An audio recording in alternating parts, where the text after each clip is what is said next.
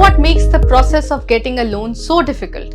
It is the number of formalities and paperwork just to prove you can repay the bank and the bank should trust you. Now imagine a system that makes this process easier. Yes, it is possible, and even India's central bank, the Reserve Bank of India, is set to launch it soon. It is called the Unified Lending Interface, or ULI. From now on, we proposed to call it the Unified Lending Interface.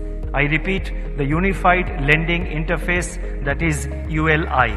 ULI aims to streamline and accelerate the credit appraisal process, especially for small borrowers. It is like a digital bridge that connects bank and financial institutions, making everything smooth and seamless. Now, here is how it works. ULI pulls together data from various sources like Aadhaar, land records, bank details, and even account aggregators. By doing this, banks can quickly determine if someone is eligible for a loan, cutting down the waiting time. Now, if you have used UPI, you know how it made sending money a breeze. ULI is expected to do something similar, but for loans.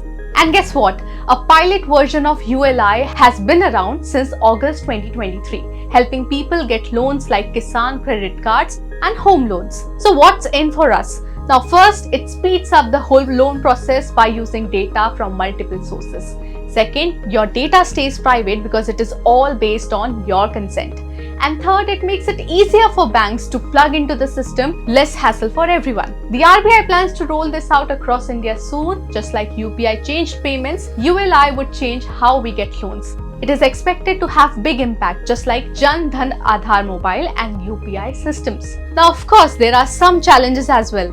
Ethical AI governance is super important to avoid any bias or misuse. Banks need to keep their AI models transparent and easy to understand. Plus, they will need to stick to international AI rules to keep everything legit. So that's a quick look at the Unified Lending Interface, ULI. It has the potential to make borrowing money easier, faster, and safer.